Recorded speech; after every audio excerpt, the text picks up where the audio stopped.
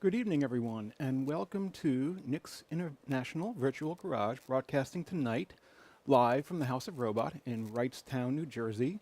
Dobre večer, bonsoir, buenos sera. Tonight, I am doing a preview of a project I've been working on for a while. It's not really going to be ready till next year, but Nick was kind enough to allow me to do a little experiment tonight. Eventually, it will all be automated with MIDI and everything. So tonight, bear with me. The automation's not done, so I'm doing a lot of it manually. And I just did a run through, and pieces worked and pieces didn't. So we shall see how I do. But tonight's going to be broken into 4 segments. The first one is, I'm calling it mostly Moog, because we're going to just hit the Moogs, plus the addition of the GRP A4. Now, I do want to talk about Robert Moog just a tiny bit, because the inspiration for Robert Moog was the theremin. At age 14, he had built his first theremin, and that was the first synth he built, and he began selling kits, and that led to what we now know as Moog and the industry. So we are starting with the Moog 1, which is a mind-blowing synth. It's so unique and so powerful and so incredibly scary because it has so much that it does.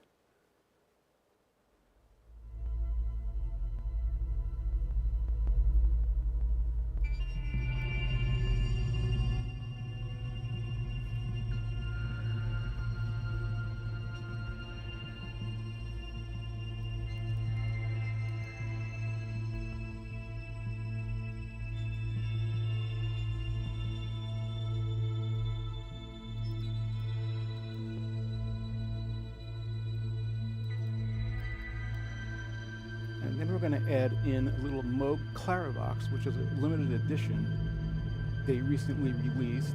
And I didn't change the lighting. See, I'm doing it again already.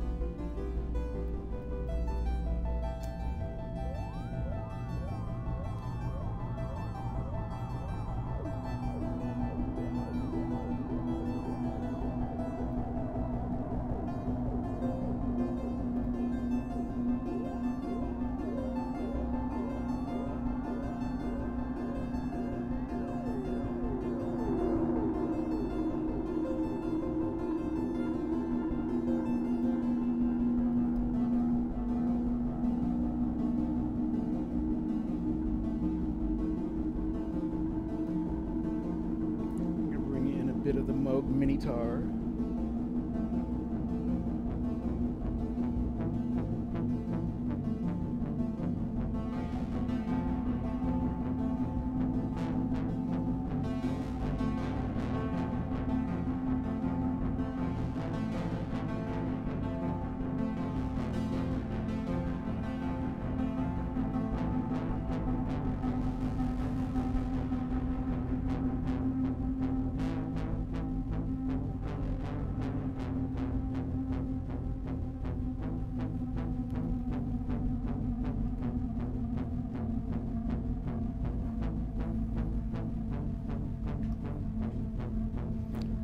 and then a bit of the A4.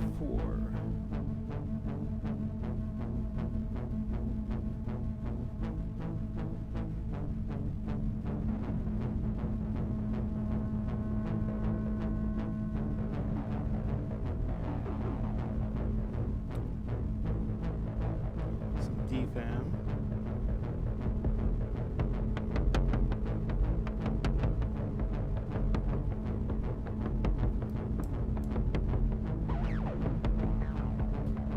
Sub 37.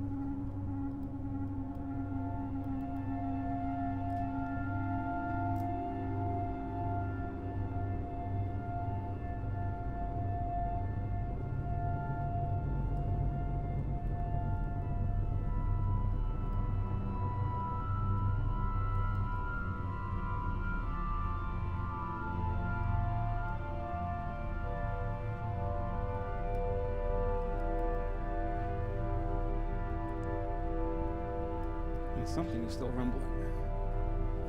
There we go.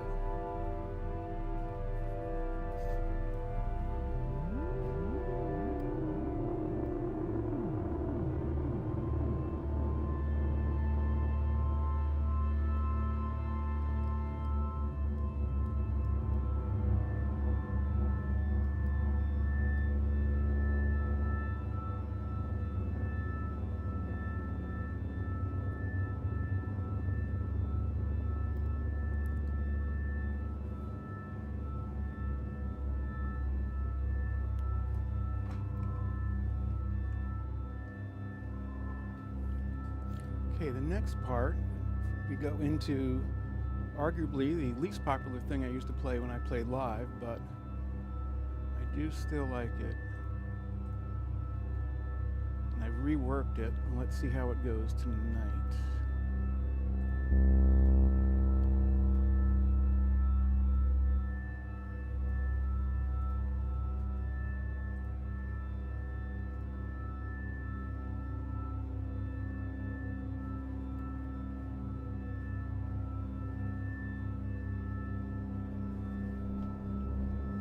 This one is almost all digital.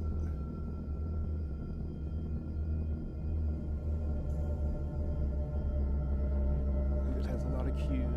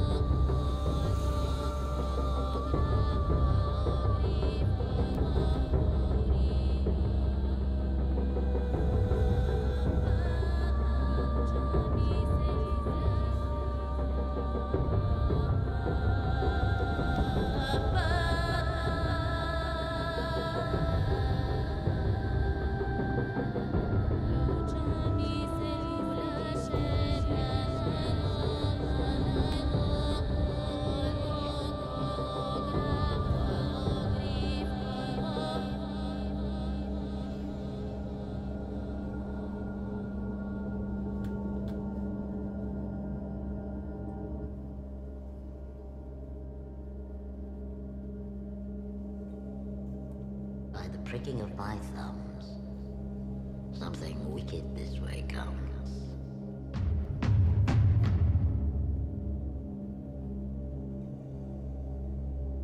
All of goat and slips of ewe, silvered in the moon's eclipse, nose of Turk and Tartar slips.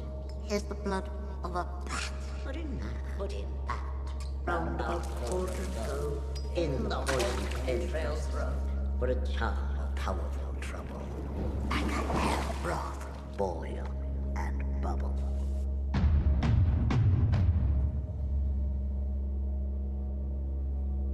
All hail that man that shall be king hereafter.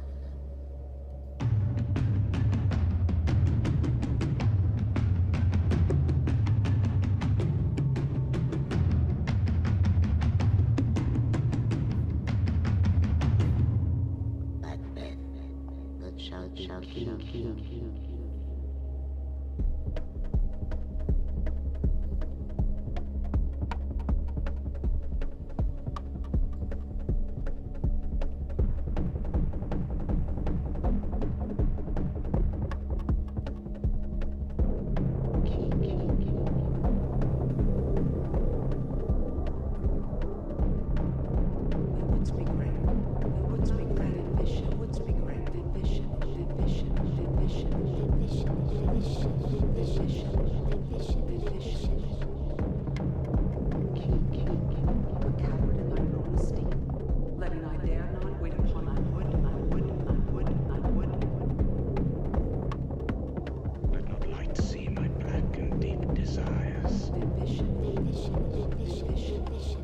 All hail, black men, black men, black men, and shout, shout, king, king, king, king, king, king, king.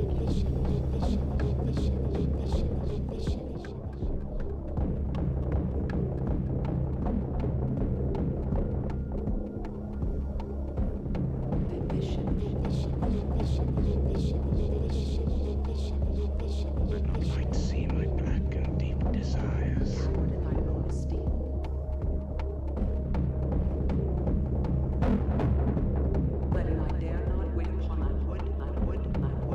All hail, black men, all hail, black men, and shout, shout, king, king, king,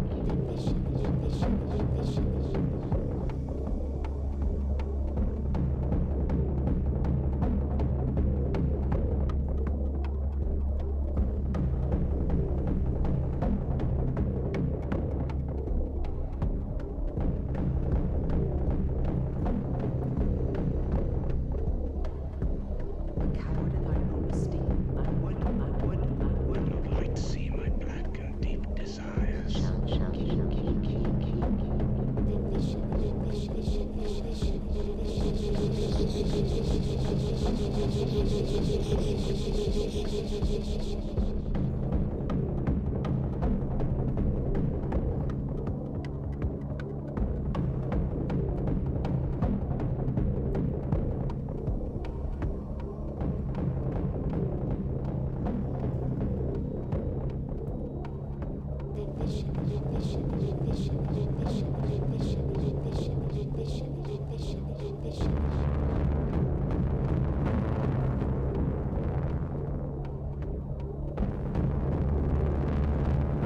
Black men, and shout, shout, king, king, king.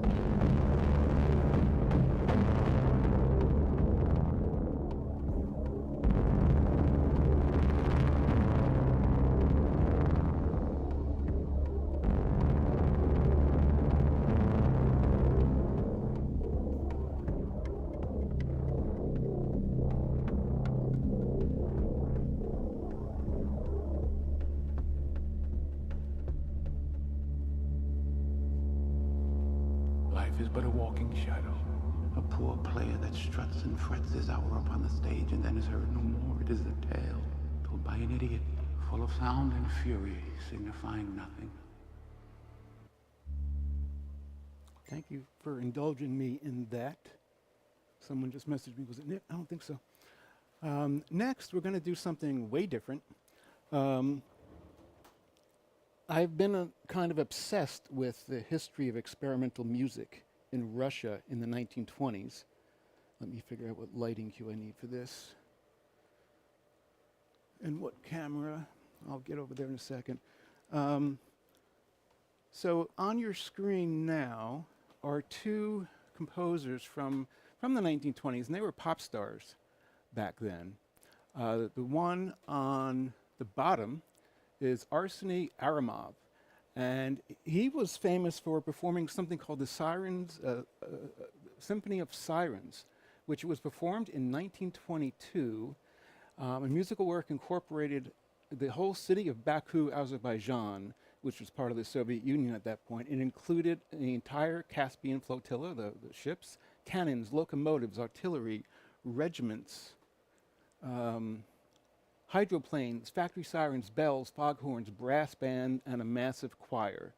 And he wasn't conducting the orchestra, he was conducting an entire city. And I'm off camera. And he was on a giant tower with flags, and other people were on other giant towers signaling them. And another famous person was Alexander Scriabin, who still has 2 million monthly views on Spotify. So he's doing pretty well for himself. Let me go to another shot, perhaps. There we go. That's better. I can see you now. Now, Scriabin is fascinating because he came to believe that he had a mission to regenerate mankind through art. This goal was to be achieved by means of a work which he referred to as the mystery or mysterium, which was to last 7 days and would involve all means of expression and all of humanity and would transform the world. You know, he believed if he performed this in the Himalayas, it would bring about the rapture and leave only noble beings on the planet. Fortunately, he was, well, not fortunately, but he died from a mouth sore at a fairly young age and never had the opportunity to perform that in the Himalayas. But he also was into very multimedia, using colors, using very different chromatic scales. And he was trying to induce synesthesia in the audience, which, look at our lighting and what we do now with video and everything, we kind of do the same thing. He did a lot of atonal work, and although he never completed it, there are versions of the Mysterium on Spotify, and they're kind of creepy. They kind of creep me out. And of course, next we have Leon Theremin. Now, Leon Theremin in 1920 invented the theremin, which you've heard. Now, we're going to, the theremin that you're probably used to hearing, I have to mute channels here. This one goes off, collapse. This one goes on. The theremin that you're used to hearing, and the one that Moog sells now, you're probably used to hearing kind of that. Now, the original theremin sounded a bit different. It had a lower octave range, more like this.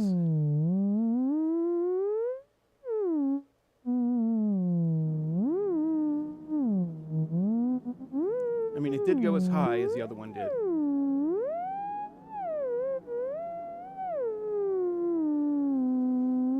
And now Theremin was way ahead of his time. He was considered the Russian Edison. He was very famous in Russia, and he came over here, some say to spy, that is unknown. We know that his business manager was indeed tasked with promoting the Soviet cause, both in Europe and in America. And he came to America, was quite the toast of the town, until he married a black dancer from the theater, which did not endear him to his 1920s, 1930s peers. And then he disappeared. And the stories are way different. Some said he missed Russia, some say he was abducted, some say he fled tax evasion. And he himself has given contradictory answers. So we don't know exactly what happened. He was thought dead, then he turned up at a Sharaska, which is a research prison in St. Petersburg, where he worked with Tupolev, the bomber designer, and Korolev, who built the Soviet space mission. He was their boss in the laboratory. He also built things like the Terpistone, which was an all-body musical instrument, but it was so hard to play, it never really took off. And he invented the first self-powered bug, like microphone bug, that was discovered in the U.S. Embassy, the ambassador's home office, after having been there for 7 years. And he made many, many things that were, that's why he was called the Russian Edison. And he ended up, was that you, Nick? Okay. He ended up dying poor, and no one knew he was still alive when they finally found him and did some interviews with him. So tonight, I do have a number of vintage Soviet instruments. Unfortunately, none of them work very well. In fact, one was working 2 days ago, but now it's not. So we're going to call this one a noise set. And we'll see what we can do. And I am completely wrapped in my chair. So give me a moment to get free of that. All right, do we have... Yes, we're on the right camera. Now this is... Oh no, we were going to start with the other thing. You see, I'm forgetting my cue sheet already. Now, many of you might have seen this at Synth Night a few nights ago. Let me see which camera we need to do.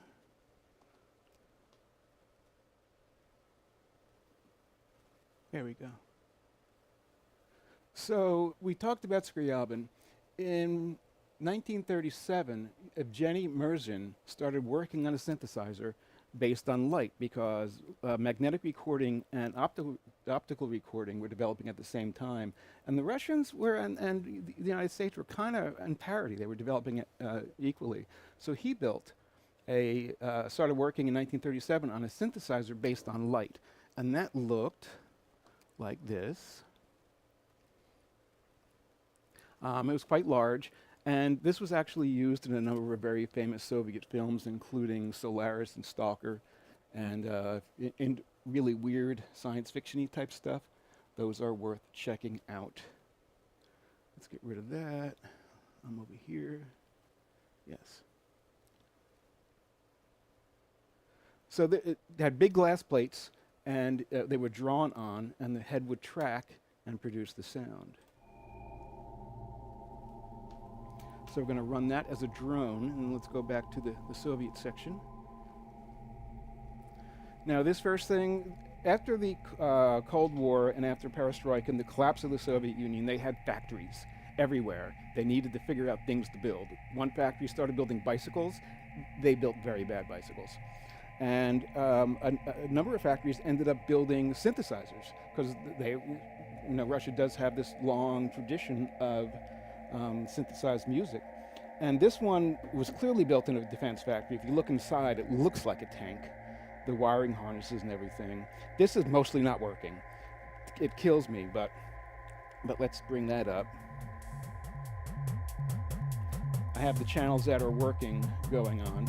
This one up here is a Pramanta Polyvox, which to me has some of the dirtiest and grittiest of oscillators.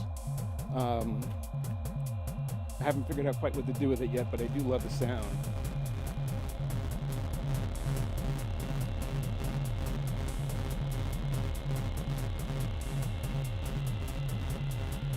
And this up here, now this would have been used by bands and a very professional instrument. This was more of a home instrument. It's the Pramanta Maestro. And let's see. I have it just in an arpeggiator mode, a 3-note arpeggiator.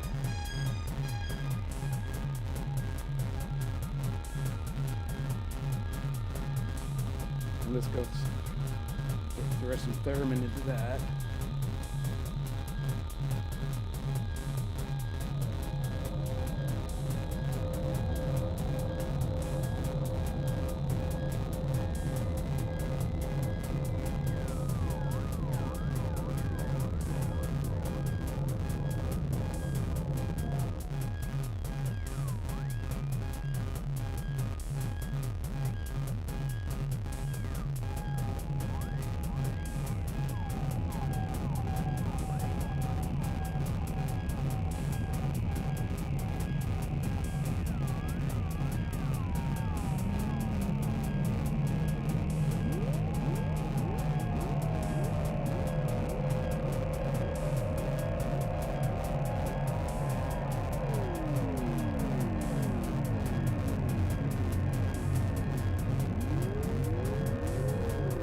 For fun, we're going to throw an Alira 8 because it's about as noisy. This is Russian stuff.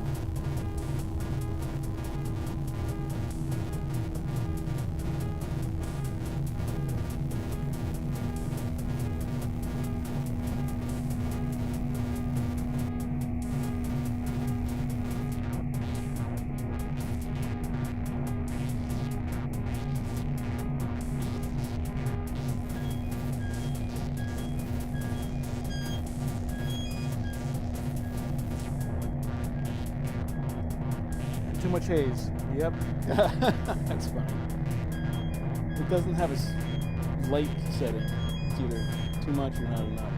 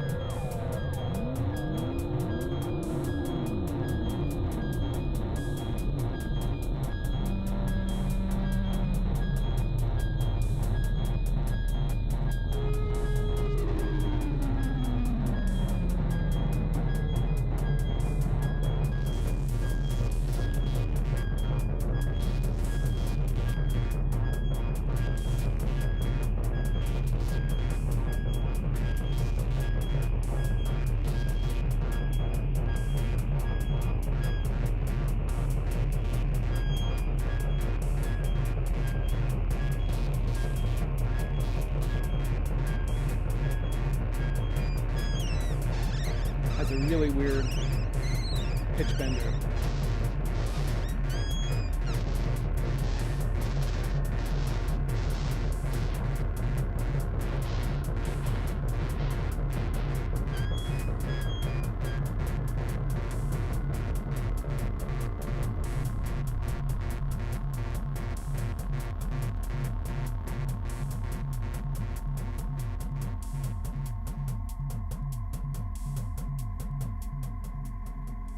Okay, I think that's enough noise for one night.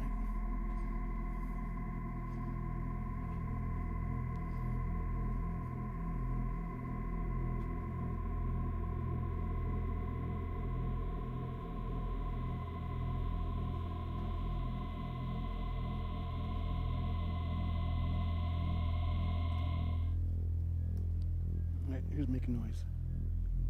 There we go. Now let me change over.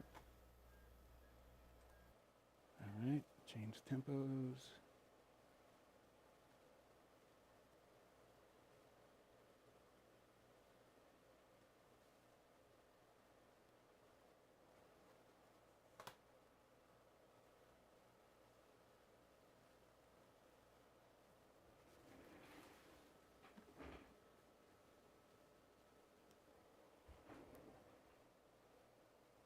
Oh, helps to unmute.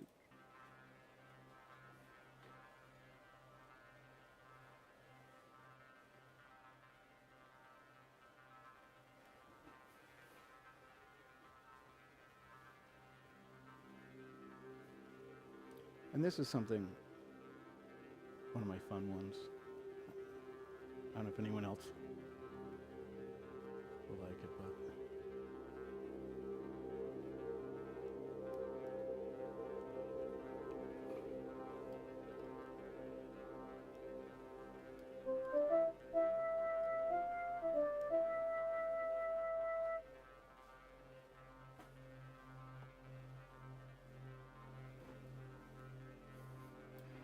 I didn't change the preset.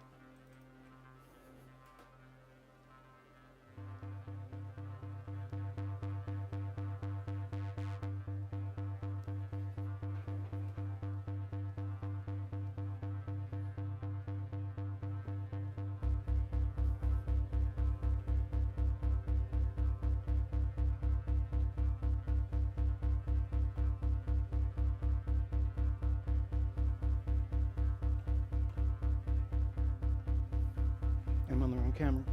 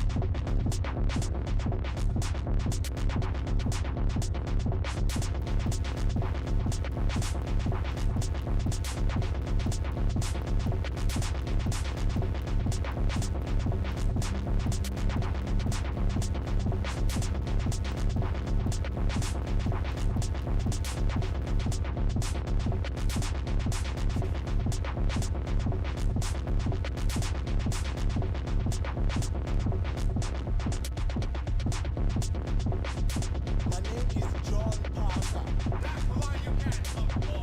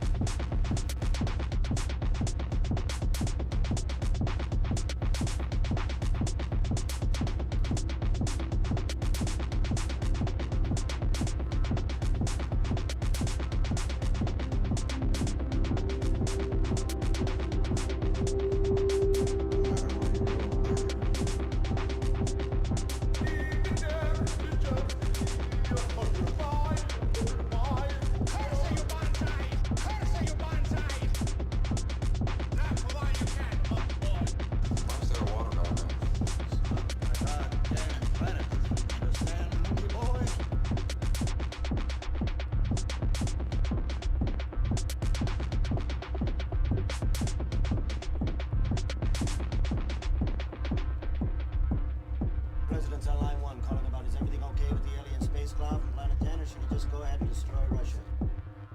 Tell him yes on 1 and no on 2.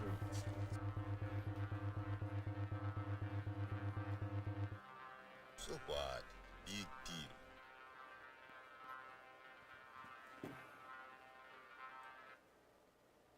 All right, that's that one. And that's what I have for tonight. I didn't make near an hour. It went longer than rehearsal. I was rushing. If there are any questions that maybe go in the chat, I'd be happy to answer any, equipment-wise or anything else. Sorry I didn't make it for the whole hour, Nick. But I was nervous and I was rushing. Things weren't working today, so let me bring these down and bring these up.